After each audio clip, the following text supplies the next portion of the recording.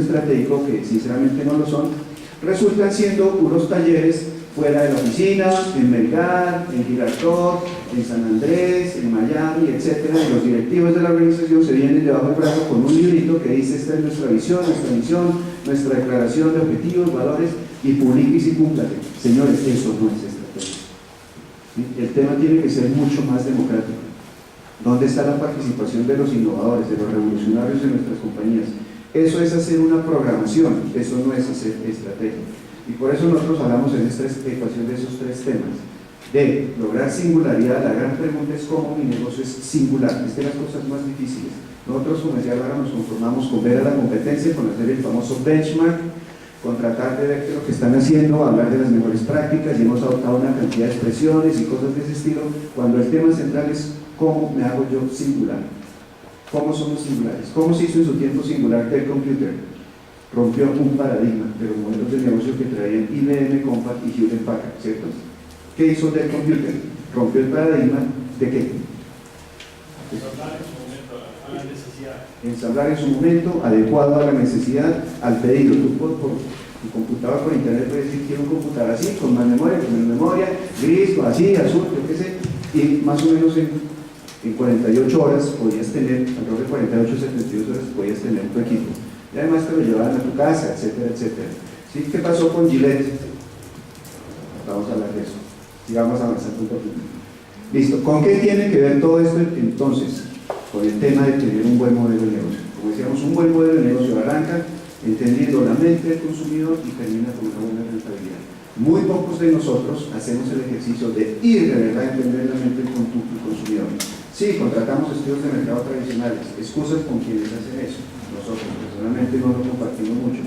Hacemos focus group, invertimos muchísimo dinero en publicidad, de verdad, pero no estamos obteniendo el retorno que necesitamos. Primer paso, ir, diseñar la estrategia del negocio.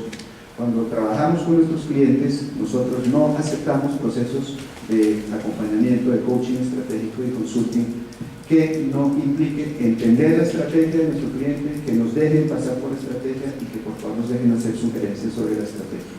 Porque nuestro descubrimiento es que si no tenemos una estrategia clara, de ahí para adelante el tema es netamente operativo y táctico, y lo que hace la compañía, perdónenme, es desperdiciar recursos, desperdiciar dinero. El primer punto es: ¿cuál es mi singularidad? ¿Cuál es mi uniqueness? ¿Cuál debería ser, por ejemplo, ya que estamos en nuestra querida universidad, la singularidad de una universidad? ¿Cuáles son singularidades que se les ocurre a usted? Una singularidad de una universidad. ¿Las universidades han caído en lugares comunes? ¿Ustedes qué opinan?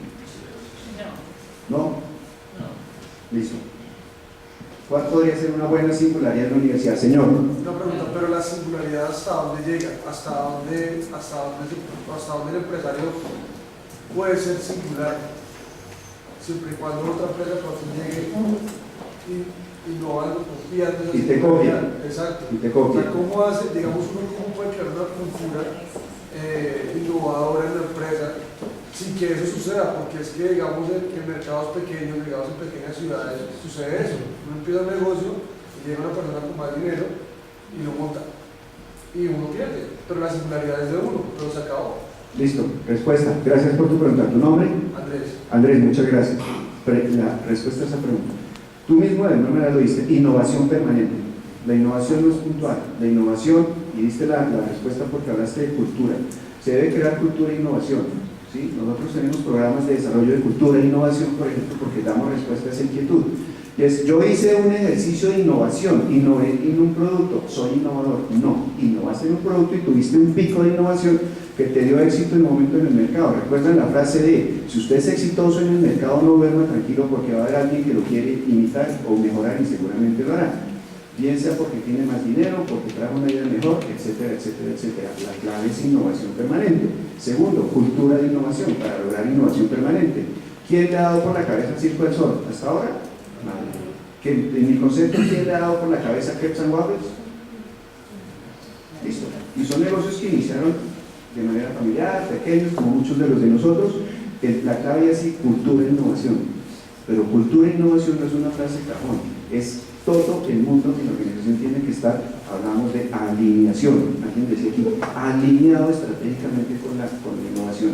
Segundo tema, les recomiendo una lectura: Chris Anderson, The Long Tail Theory, la teoría de la cola larga, Chris Anderson. Podemos dar después una charla sobre eso. Chris Anderson habla de la esencia de lo que normalmente llamamos los negocios pequeños. No hay en el mundo negocios pequeños.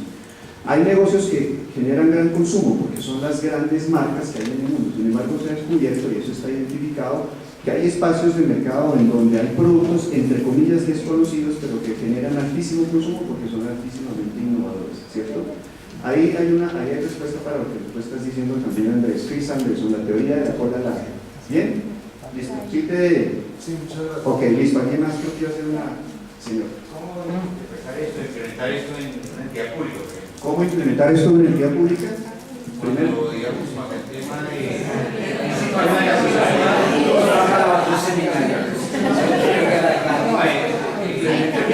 cuando el tema de la singularidad, por ejemplo, no por la entidad, sino por el gobierno de turno, digamos. La singularidad tiene que ver desde nuestro punto de vista de entidad pública con la cultura, ¿sí? Con la cultura. Entonces, vamos a dar un ejemplo. El SENA puede desarrollar singularidad, es una entidad pública, puede desarrollar singularidad si genera una cultura orientada a la innovación. ¿En qué sentido? Dar respuesta a lo siguiente: ¿cuántos de nosotros hemos creado empresa con las uñas? Levantemos la mano, como se dice vulgarmente, con las uñas.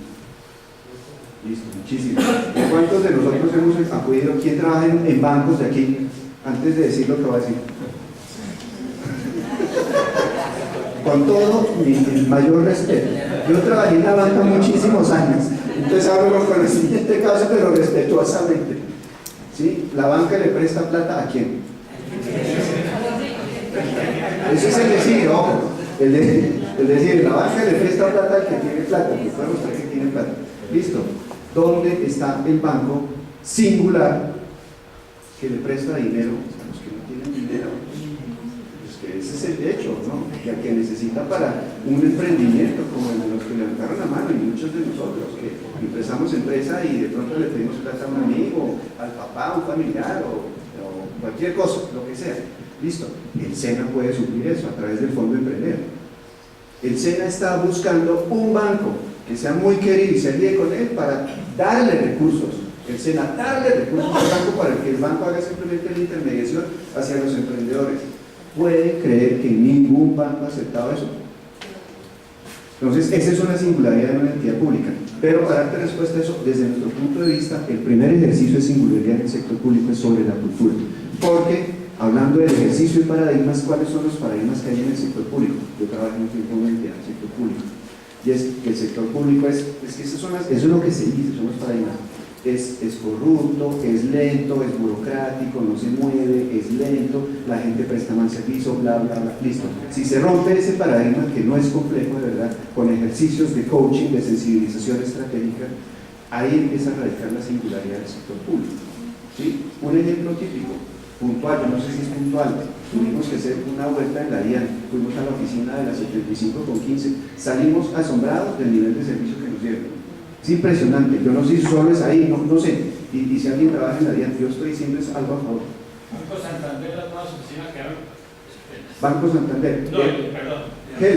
No, de la DIAN en el Parque Santander. Ah, DIAN en el Parque Santander. Quedaron estupendas las oficinas y el servicio también fue. Exacto. ¿Cuál es el antibanco? Gente. ¿Cuál es la antiidentidad pública? Entonces, el ejercicio que uno hace inicialmente desde el punto de vista estratégico es un ejercicio de mapeo de paradigmas y después se emprende acciones. ¿Cuáles son las acciones? Ahí sí emprendemos acciones de alineación, de sensibilización, procesos de formación para cambiar esencialmente la cultura. La entidad pública que logre romper con ese paradigma logra singularidad. Esa es nuestra opinión. ¿Sí? Y se puede implementar todo el mismo proceso. ¿Por qué él es el antibanco? Cambio de imagen, solo para exportar también cambio de imagen, es una más agradable al entrar, eso buscarlo ellos al hacerlo. Listo. Allá se rompieron muchos paradigmas. ¿Cuáles son los paradigmas de los bancos? La fila, los llenos que son al mediodía, que te meten a unos ordenadores de fila como si fueras un borrego, que vas al matadero. Esto que estoy diciendo no es invento mío, esto es hecho desde un estudio, porque es que además el modelo del Banco Gen fue diseñado por un experto en neuromarketing, por Martin Liston, él los asesoró. Entonces fíjense que cuando uno se acerca a una oficina del Banco Gen, que está ubicada pues, como en esta zona, tienen hasta un aroma típico. Ese fue un aroma que se diseñó. La música es una música específicamente y que se trae por un canal de internet desde Londres, el diseño de las oficinas, los colores, los cajeros ya están protegidos con no hay efecto barrera, están como en unos cubículos y los atienden de manera diferente, tienen un centro de capacitación específico para los cajeros, para toda la gente, etcétera, etcétera. La pregunta es cuál es, un ejercicio que hacemos nosotros y vuelve a ser irreverente, pero entonces, ¿cuál es tu antinegocio? Tú estás en una entidad pública, ¿cuál es la antientidad pública donde tú estás? Claro, ya. No me van a dar la salida de que ¿dónde es que trabajas? No, pero una buena pregunta, exacto. ¿Cuál es la antientidad pública? ¿Cuál es el antibanco? ¿Cuál es el antirrestaurante? El negocio que yo tengo. ¿Cuál es el antinegocio donde yo estoy? Este es de los ejercicios más duros, pero es de los más útiles. ¿Cuál es el antinegocio? Nosotros en nuestra compañía llevamos un año y medio haciendo el antinegocio de nuestro, porque éramos una compañía de consultoría y nosotros mismos nos dimos duro para decir no vamos a hacer más compañía de consultoría, ¿cierto? Entonces, este es el tema. Bien, ¿cuál es el ideal de la estrategia? De cualquier firma. Aquí está Arturo Calle, Samsung, Apple, por decir algo. El ideal es ser único, estar en ese océano azul, y eso nos da relevancia. Y eso hace que genere más compra y adquisición y nos da prestigio. Este es el ideal de una firma, partiendo desde el mundo de la estrategia. Bien, ¿cuáles son las barreras? Las barreras, una pregunta que puede estar ahí, a la mano. ¿Cuáles son las barreras para el desarrollo de pensamiento y acción estratégica? ¿Sí? El 90% de las empresas en nuestro medio fallan en diseñar e implementar su estrategia. Eso es muchísimo. 9 de cada 10 empresas están fallando en diseñar e implementar su estrategia. ¿Cuáles son para nosotros las 5 grandes barreras? La primera, lo que llamamos parálisis paradigmática, y esto se podría ser motivo de otra charla. La vamos a plantear seguramente aquí con Tito y el grupo de la universidad. La parálisis paradigmática es que los viejos hábitos siguen reinando en nuestro medio, ¿sí? Cuando nosotros vamos a las empresas, es de las partes más duras es entrar a hacer pensamiento estratégico, porque es que normalmente las respuestas que encontramos en el ambiente y en la cultura es, eso no se puede. Es que si llevamos 50 años haciéndolo así, ¿por qué cambiar? Si me está yendo bien, Gustavo, ¿por qué vamos a cambiar? Si usted viera que aquí se ha hecho esto así, no nos estaría diciendo que cambiemos. Los viejos hábitos se están imponiendo, ¿cierto? Entonces, ahí hay 3 personajes que aparecen en escena, lo que llamamos, y lo dejamos un poco en inglés porque es la esencia, queremos manifestar la esencia de esto. Los que hacen las reglas, los rule makers, esos son las empresas grandes, es lo que normalmente llamamos los aristócratas y los burócratas de las industrias, las empresas que son las que tienen grandes cantidades de dinero y clientes y se sienten muy tranquilas de estar por ahí reinando. Esos son los famosos rule makers. Los rule takers son los que dicen, miércoles, yo no tengo más que hacer ahí, no tengo más que hacer ahí. Bueno, yo sigo a esos. Y hay otros que para nosotros son los más importantes, que son los rule breakers, son los que rompen las reglas, los innovadores, los revolucionarios. ¿Quiénes son los revolucionarios? ¿Sí? Hoy en día, un paradigma que se está rompiendo es, las empresas normalmente tienden a contratar por experiencia.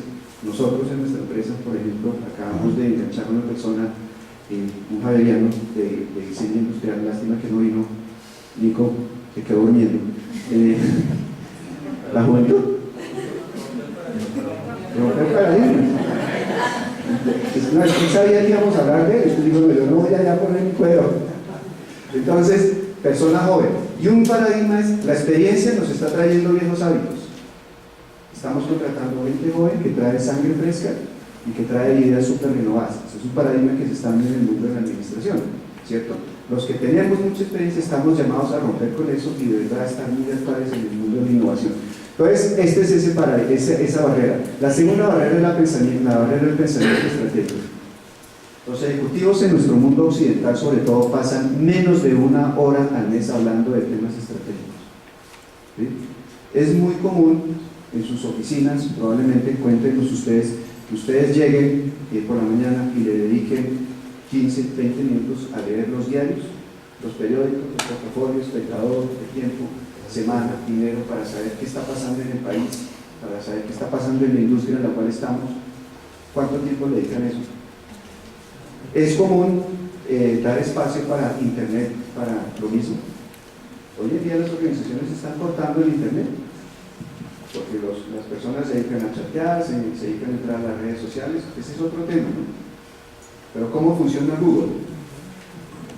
Libre pensamiento. La esencia de la estrategia de Google es libre pensamiento, ¿cierto? Y les dan un día a la semana para que se dediquen a pensar, a echar carrera y todo, y les ha ido mal, no creo, ¿cierto? Pero menos de una hora al mes estamos pasando en nuestro medio hablando de estrategia. Eso es muy poco. De resto nos la pasamos hablando de tareas. ¿Cuánto de nuestro trabajo, cuánto de nuestro día le dedicamos a nuestro trabajo? Aproximadamente. ¿Cuánto de nuestro tiempo diario? En promedio. 50. ¿5 horas? 50%. El 50% del día, ¿no? Para trabajar enfocado. Enfocado. Bueno, sin pensar es otro tema. Listo. Cuando nos levantamos, ¿estamos pensando en el trabajo? Normalmente, pues muchos. ¿Sí? Cuando vamos en el carro, taxi, museo, también podemos estar pensando en el trabajo. Cuando estamos desayunando a veces, pensando en el reto que vamos a solucionar. Algunos lo llaman chicharrones, nosotros ya utilizamos esa palabra. Y llegar a pagar incendios a la oficina. No, son retos y oportunidades importantes. Y obviamente llegamos a la oficina, dedicamos 8, 9 horas, 10, y cuando nos vamos para la casa lo mismo, y compartimos con la familia, de manera que le estamos dedicando una buena cantidad de nuestra vida, de espacio en nuestra vida, en nuestro trabajo, lo cual amerita que seamos muy buenos en lo que hacemos, porque es un principio de responsabilidad de línea con uno mismo, ¿cierto? Y eso tiene que ver con esto, cuánto tiempo efectivo le estamos y cuánta energía dedicando a pensar estratégicamente, ¿cierto? Muy poco, 1 hora al mes. La siguiente barrera, la barrera del ritualismo. El ejercicio de planeación estratégica es un ejercicio ritualista, es un ejercicio de programación, es táctico, no es estratégico. El ejercicio, ¿cuántos de ustedes están haciendo en esta época? Porque esta es época en que muchas organizaciones empiezan a hacer el ejercicio de hagamos planeación estratégica para el 2014. Septiembre, octubre, agosto son épocas de ese tipo de ejercicio. Entonces, revisemos la misión del año pasado, revisemos el presupuesto, lo incrementamos en el IPC más un par de punticos, empecemos a ponerle metas a la gente, Ese es ritualista. Créanme que está mostrado que ese tipo de ejercicios lo que genera es trabajo, es actividad en las empresas, no genera un cambio de paradigma, no genera un cambio de reto y de enfoque en el negocio, es ritualista.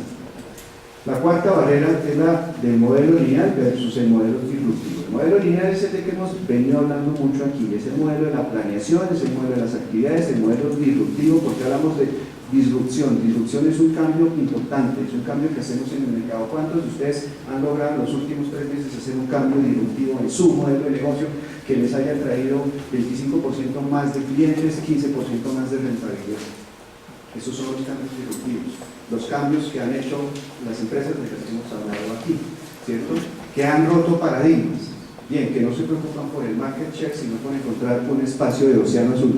Y la barrera de la dimensión, para nosotros es muy importante. Nos hemos dedicado a hacer ejercicios de planeación y declaración de visiones y misiones. Si ustedes toman en este momento una visión de una misión de una empresa y la comparan en general con la visión y misión de otra empresa, quiten el nombre de la empresa y ustedes van a encontrar lo mismo.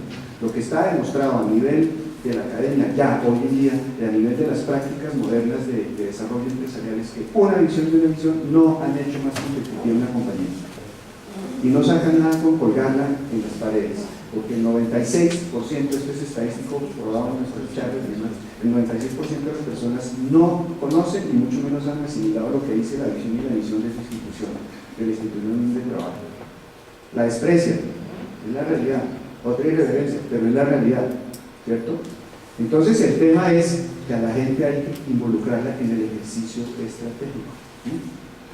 Bien, ¿dónde nos encontramos nosotros en la mayoría de los casos? Pensemos en esto. Somos ritualistas, lo que les acabo de mencionar, somos reduccionistas, es decir, todo lo reducimos a tareas, un cuadrito de actividades y planes de trabajo. Incrementalistas, el cuento del mejoramiento continuo. El mejoramiento continuo está destinado a desaparecer. Nosotros normalmente no utilizamos en nuestro vocabulario la expresión mejoramiento continuo. Esa es una expresión nacida del movimiento del TQM de los años 60-70. Nosotros hablamos de mejoramiento disruptivo, que son saltos cuánticos en el negocio. El mejoramiento continuo incrementalista se puede imitar y copiar, era lo que decía de alguna manera Andrés, por eso hay que hacer innovaciones permanentes. Somos elitistas porque los ejercicios de planeación solo los hace la alta cúpula de dirección y los directivos nos creemos dueños de la estrategia y del pensamiento estratégico. ni somos facilistas. Este es el mundo, un mundo en el que podemos estar. O estamos en el mundo inquisitivo, en donde nos cuestionamos permanentemente sobre nuestro propio negocio, donde hacemos justa, sana, equilibrada, pero productiva crítica de nuestro negocio, para hallar el antinegocio, para hallar el océano azul de nuestro negocio. Somos disruptivos, estamos cada 2 o 3 meses encontrando una disrupción en el modelo de negocio. Somos expansivos, tiene que ver con incluyente, y hacemos que la organización participe en el ejercicio estratégico, porque somos revolucionarios a la hora de plantear la estrategia y hacemos que la gente de nuestra organización participe en eso, o somos innovadores constantes. Bien, ¿cuál de los dos somos nosotros? Este es el mundo de la planeación y este es el mundo de la estrategia. El mundo de la planeación tiene que ver con esto, el mundo de la estrategia tiene que ver con esto, con explorar el potencial de revolución de la industria del negocio. ¿Cuáles son las creencias? Hablando respetuosamente nuevamente de la banca, ¿cuáles son las creencias de la banca? ¿Por qué no creamos una antibanca? ¿Cuáles son las creencias en la industria automotriz? ¿Cuáles son las creencias en la industria de la hotelería? ¿Por qué me tengo que registrar siempre, hacer un check-in a una hora y salir a la misma hora siempre también? Los cheques, son los check-in. ¿Por qué no tener un modelo de check-in y check-out rotativo, como lo tienen las compañías de alquiler de vehículos? Ruptura de paradigmas, ¿cierto? De reglas. Un negocio que nos encanta hartísimo a nosotros, pequeñito, pero pequeñito en el sentido de que aparentemente es decir, pastelitos. Por aquí creo que frente a la avenida hay pastelitos de estas cositas de hojaldre. Ya tienen como 18 o 19 locales, y ayer estábamos en uno de esos, necesitamos un permisor, y entonces queríamos llevar unos pastelitos de rellenos de Arequipe, pero dijimos, oiga, mejor mezclados de Arequipe y bocadillo. No se puede. Oiga, lo felicitamos por el negocio muy bonito, pero ¿cómo así? Tienen los pastelitos, ¿por qué no me los mezclan? Entonces la respuesta fue operativa, táctica, mecanicista, es que es por inventario. Sí, entonces Claudia decía, pues que no se ponen del lado del mercado. ¿Sí? Tienen los pastelitos ahí exhibidos, hermosísimos y deliciosos, por inventario, por control de inventario no me pudieron dar una mezcla de pastelitos. Bien, definir en el mundo de la estrategia definimos el negocio como un diferencial, no como una actividad. ¿Sí? ¿Cuál es el negocio el negocio de Blockbuster? Ellos muchos decían que el Blockbuster era alquiler de videos. Eso es la actividad, el negocio del entretenimiento. ¿Cuál es el negocio ya vamos a ver unos ejemplos de eso, más bien nos adelantamos? Generar uniqueness, cambios disruptivos, descubrir nuevas fronteras, encontrar espacios de mercado no explorados. Aquí viene un tema clave que les decía, de diferencia con la planeación estratégica. El ejercicio de estrategia es future back, del futuro, ¿cómo traigo el futuro al presente? ¿Cómo? Porque yo tengo oportunidad de crear el futuro, de visualizarlo. Entonces tráigalo al presente, cree un futuro ideal y tráigalo al presente, ¿cierto? ¿Qué están haciendo? Hablando de universidades, ¿qué están haciendo algunas universidades en el mundo, en países desarrollados? Creo que se pueda hacer aquí, por supuesto. Es que han logrado compromisos. Hay empresas que les dicen a las universidades, ya tienen comprometidos a los 5 o 10 primeros estudiantes de una carrera para entrar a ellas. Y les dicen, mira, aquí es un ejemplo, en Avianca, le van a contratar a los 10 mejores ingenieros, economistas, administradores de su universidad, pero fijo, eso ya es un compromiso, de manera que los 10 primeros, cuando nuestros hijos entran a la universidad, administración, ingeniería, economía, etcétera, ya saben que si están entre los 10 primeros tienen un puesto asegurado en Avianca. Fijo, porque hay ese tipo de compromisos. Esos son uniqueness que están creando las universidades. Singularity University en Estados Unidos, ¿qué uniqueness creó? ¿Lo conocemos? Algo de eso hablamos aquí en una charla. ¿Cuál es el uniqueness? Ellos dicen, hombre, yo muchas veces, desde el punto de vista de los estudiantes, los entran no para estudiar materias como las estudiamos normalmente nosotros. Hicieron un concepto como de desescolarización en ese sentido. Y lo que hacen es decirte tú cuánto vas a invertir en una carrera promedio, no sé, $300,000, $200,000, listo. Nosotros invertimos esa suma desde unos fondos de inversión asociados que tenemos y tú entras desde el primer día a hacer tu empresa. Cuando sales, tienes una empresa que es capaz, de una vez tienes tu mega, hablamos de metas ganadoras y ambiciosas, en estrategia es clave eso. ¿Cuál es la mega del proyecto en Singularity University? Que tú vas a impactar a 1.000 millones de personas con esa empresa. Yo no sé qué vas a hacer, pero esa es la meta. Y para ejecutivos hay un programa similar de inmersión de 10 semanas en que te dicen al cabo de las 10 semanas de estudio aquí con los 15 gurús más claves del mundo en todas las tecnologías disruptivas, tú vas a diseñar un proyecto que impacte a 200 millones de personas. ¿Sí? Eso es singularidad. Eso es pensar en modelos distintos y disruptivos.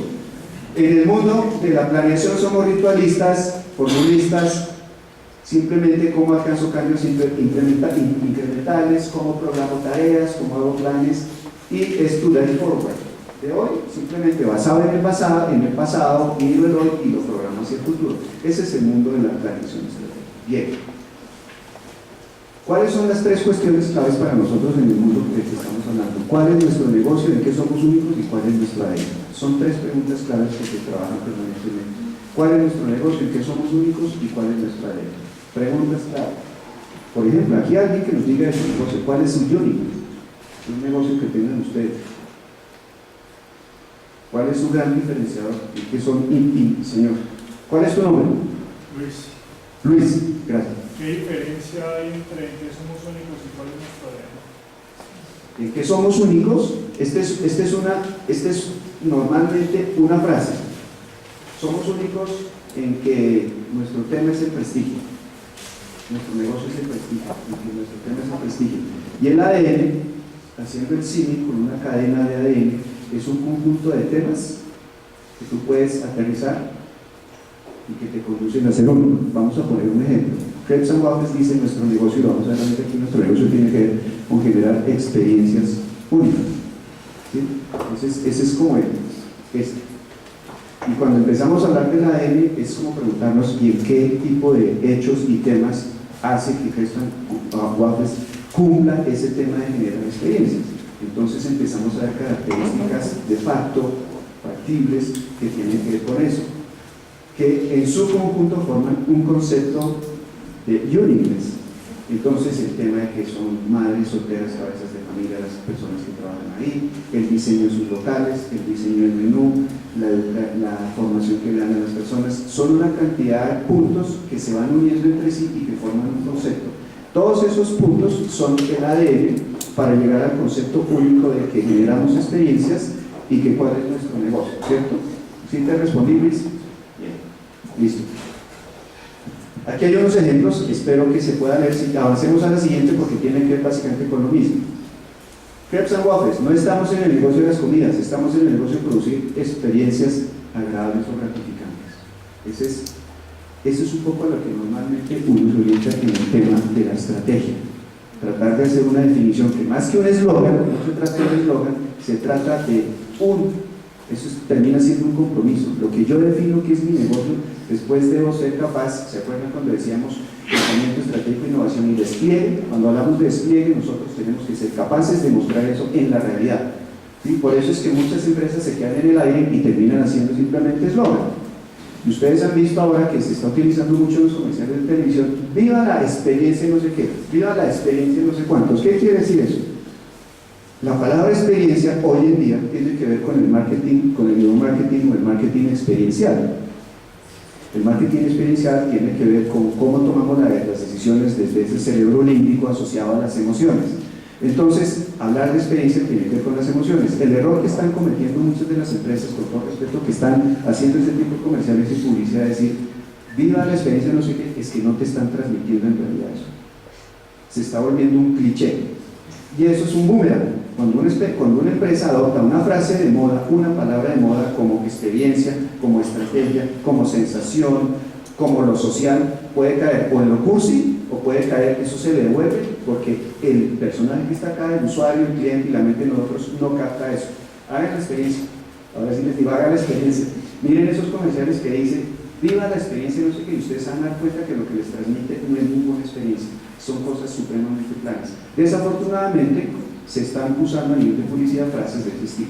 Entonces el tema es que esto no es un eslogan, es una declaración de lo que es la esencia de mi negocio. Por supuesto, lo que yo hago a la hora de, para no ser imitable, imitando a lo que preguntaba también Andrés, es que eso lo llevo a la práctica. ¿Sí? Entonces, cuando ustedes ven un Krebs & Waffles, no es un negocio de comidas rápidas, pero tampoco es un restaurante de manteles. Encontró un espacio en donde la gente se siente de verdad sin una experiencia que te genera gratificación. Y se basaron en todo este tipo de cosas que estamos mencionando acá. Juan Valdés, del árbol a la taza, fundamentalmente. Y de ahí tiene que ver mucho con lo que está pasando con los negocios estilo Starbucks y todos estos de café, ¿cierto? Es extracción de valor de una cosa que supuestamente era un commodity, el café era un commodity visto como producto, pero a partir de eso, con temas de combinación de sabores,